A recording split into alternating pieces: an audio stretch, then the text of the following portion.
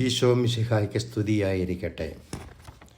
മാതാവിന് സഹരക്ഷക എന്ന വിശേഷണം ഒഴിവാക്കണമെന്ന് മാത്തർ പോപ്പുളി ഫിദേലി എന്ന പ്രബോധക കുറിപ്പിലൂടെ വിശ്വാസ തിരുസംഘം നവംബർ 4 ഉദ്ബോധിപ്പിക്കുകയുണ്ടായി. ഇതിനെ അനുകൂലിച്ചും പ്രതികൂലിച്ചുമുള്ള ധാരാളം പ്രതികരണങ്ങൾ കാണുവാനിടയായി. എന്തുകൊണ്ട് സഹരക്ഷക എന്ന മാതാവിനെ അഭിസംബോധന ചെയ്തുകൂടാ എന്നതിനുള്ള ദൈവശാസ്ത്ര കാരണങ്ങൾ പരിശോധിക്കുകയാണ് ഞാൻ ഈ ഓഡിയോയിലൂടെ. കത്തോലിക്ക സഭയിൽ മാതാവിന് അമിത പ്രാധാന്യം കൊടുക്കുന്ന മാക്സിമലിസ്റ്റ് എന്നൊരു ഗ്രൂപ്പുണ്ട്. അവരുടെ ആവശ്യം നിലവിലുള്ള 4 മരിയൻ ഡോഗ്മകൾക്കൊപ്പം ഒരു ഡോഗ്മ കൂടി, അതായത് മാതാവിനെ സഹരക്ഷകയായി പ്രഖ്യാപിച്ചുകൊണ്ട് കൂട്ടിച്ചേർക്കണം എന്നതാണ്. 10-ാം നൂറ്റാണ്ടിൻ്റെ അവസാനത്തോടെ മാതാവിനെ സഹരക്ഷകയായി അവതരിപ്പിക്കുവാനുള്ള പ്രവണത കണ്ടു തുടങ്ങിയിരുന്നു. ആദ്യം സഹരക്ഷക എന്നതുകൊണ്ട് ഉദ്ദേശിച്ചത് ഈശോയുടെ ജനനത്തിൽ മാതാവ് വഹിച്ച പങ്ക് പരിഗണിച്ചുകൊണ്ടായിരുന്നു. എന്നാൽ സെയിൻറ്റ് ബെർണാഡിൻ്റെ കാലം മുതൽ മാതാവ് ഈശോയുടെ ജനനത്തിൽ മാത്രമല്ല, ഈശോയുടെ പീഡാനുഭവത്തിലും കുരിശുമരണത്തിലും സുപ്രധാന പങ്ക് വഹിച്ചു എന്ന് പഠിപ്പിക്കുവാൻ തുടങ്ങി. ഈശോ തൻ്റെ പീഡാനുഭവത്തിലൂടെയും കുരിശുമരണത്തിലൂടെയും മനുഷ്യവർഗത്തെ രക്ഷിച്ചുവെന്ന് തിരുസഭ പഠിപ്പിക്കുന്നു. ഈശോയുടെ പീഡാനുഭവത്തിലും മരണത്തിലും പങ്കുകൊണ്ടതിനാൽ സഹരക്ഷക എന്ന പദവി മാതാവിന് യോജിക്കും എന്നിവർ വാദിക്കുന്നു. എന്നാൽ സഭ ഔദ്യോഗികമായി ഈ പേര് അംഗീകരിച്ചിട്ടില്ല. എങ്കിലും 11-ാം പിയൂസ് മാർപ്പാപ്പ 1933 ആദ്യമായി മാതാവിനെ സഹരക്ഷക എന്ന് വിളിച്ചു. ജോൺ പോൾ മാർപ്പാപ്പ 2 4-5 പ്രാവശ്യമെങ്കിലും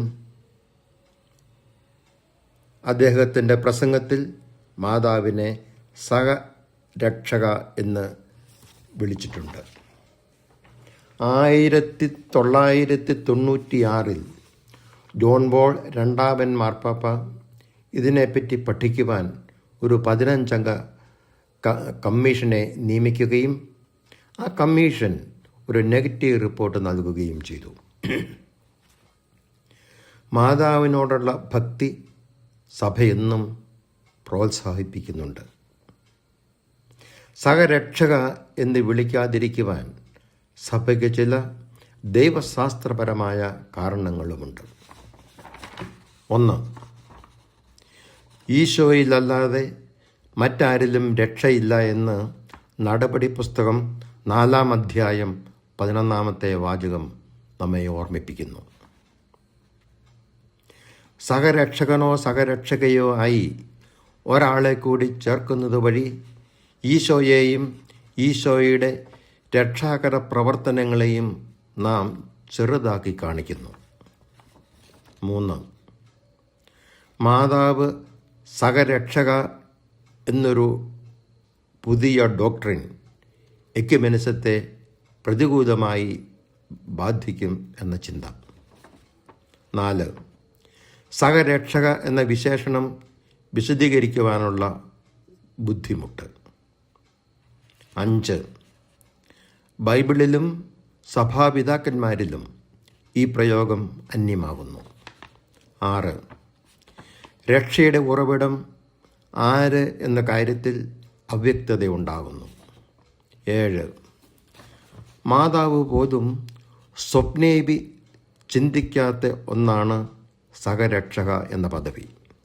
കാരണം ലൂക്കായുടെ സുവിശേഷം 1-ാം അധ്യായം 47-ാമത്തെ വാചകത്തിൽ മാതാവ് പറയുന്നു, എൻ്റെ ഹൃദയം എൻ്റെ രക്ഷകനായ ദൈവത്തിൽ ആനന്ദിക്കുന്നു. മാതാവ് തന്നെ ഈശോയാൽ രക്ഷിക്കപ്പെട്ട വ്യക്തിയാകുന്നു. 8. ഈശോയോ സുവിശേഷകന്മാരോ ഇങ്ങനെയൊരു ടൈറ്റിൽ ഉപയോഗിച്ചതായി യാതൊരു തെളിവുമില്ല. എല്ലാറ്റിലുമുപരി ദൈവമാതാവ് എന്ന ഒരു മനോഹര പേരുള്ളപ്പോൾ എന്തിന് അതിലും താഴ്ന്ന ഒരു പദവി മാതാവിന് സമ്മാനിക്കണം എന്ന് ചിലർ ചോദിക്കുന്നു. നിയമാവർത്തന പുസ്തകം 22 അധ്യായം 11 വാചകത്തിൽ നാം ഇങ്ങനെ കാണുന്നു: കമ്പിളിയും ചണവും കൂട്ടിച്ചേർത്ത് ഉടുപ്പ് തുന്നരുത്. ദൈവപുത്രനായ ഈശോയോടൊപ്പം മറ്റാരെയും നമുക്ക് നിർത്താതിരിക്കാം. റോമാക്കാർക്കുള്ള ലേഖനത്തിൽ പൗലോസ്ലീഹ പറയുന്നു, ഒരു മനുഷ്യൻ്റെ പാപം എല്ലാവർക്കും ശിക്ഷാവിധിക്ക് കാരണമായി.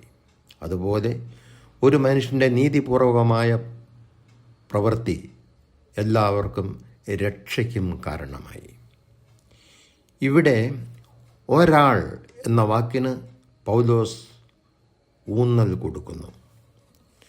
നമുക്ക് രക്ഷ ലഭിച്ചിരിക്കുന്നത് ഒരാളിലൂടെയാകുന്നു, ഒരാളിലൂടെ മാത്രം, ഈശോ മിശിഹായിലൂടെ മാത്രം.